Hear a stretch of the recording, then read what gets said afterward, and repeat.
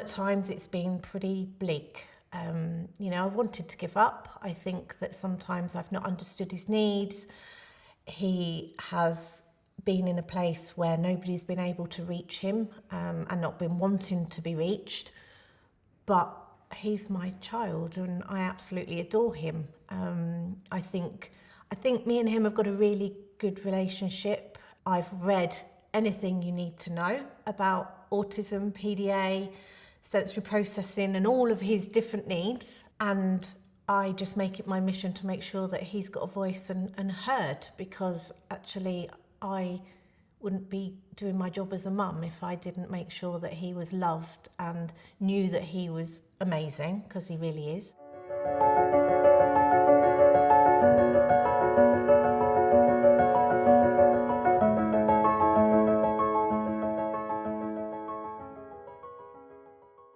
As a parent, I guess you have to forfeit your right to put yourself first when you choose to bring people into the world.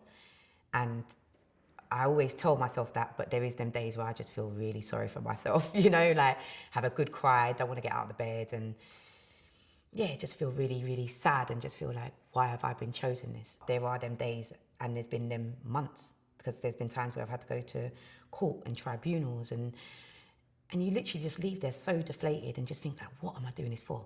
And it does kind of break you as a person. What's also not easy is when you've got a younger sibling who presents as neurotypical, who is suffering because all of your attention is going on the other child. And when your neurodivergent child is struggling, the neurotypical child suffers too. So they either get hit or they get pushed or their toys get broken and so you've got two things there. You've got the neurodivergent child who's struggling with the basics. You've got another child then who's struggling with that dynamic. And then you've got us as parents who want to do the best by both of them, and actually you feel like a complete failure because you're doing neither. And so that's really tough to get past that as a new young parent with two children. Yeah, I think as dads it is sometimes difficult to talk because it's hard to hold back the emotion, and I will admit that the days leading up to this, I was starting to worry about it because I was feeling quite emotional last week for different reasons. And Ben's been unwell and we've had a difficult week. And I think focusing a lot on Ben has got me quite emotional. And as a man, I don't think we want to necessarily show that we're emotional. I think, we want to be strong. We want to be that kind of protector in our home. We don't want our partners or our wife to see that we're stressed or we're worried. Getting the right support and fighting for the right, getting through to the local council, getting your EHCP, getting the right therapy, getting the right medication for anxiety, all of those things, that all takes time and resources.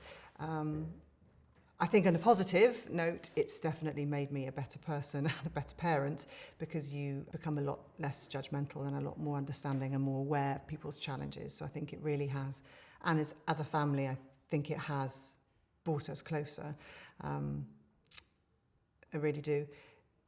But it is difficult. If you have a child that doesn't go to school and you haven't got extended family nearby, you can't work. So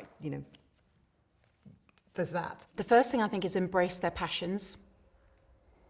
So use their passions and harness their passions, because many people spend their whole life looking for something they're passionate about and something they really love. And with neurodiverse children, they often know exactly what they like and what they love. So harness the passions, take all the help you can get. Don't be afraid of giving your child the chance to go and talk to people about how they're different. And also, getting as much assessment as you can to support their journey and being open to that journey.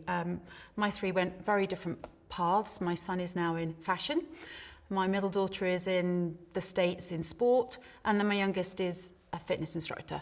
So they've all gone completely different ways, not the ways I even ever imagined they would, but they followed their passions and they've used their differences as their superpowers. And I would say see your differences as your superpowers and not as something that's going to hold you back.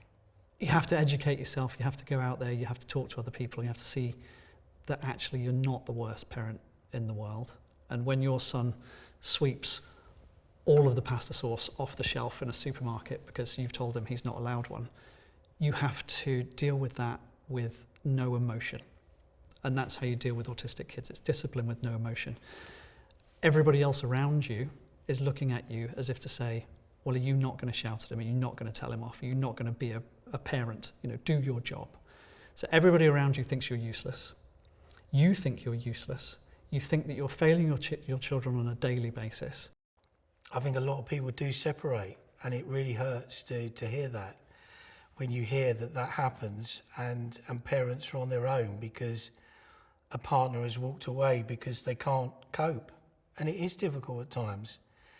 It is difficult to see your son hit himself or get, you know, stressed, and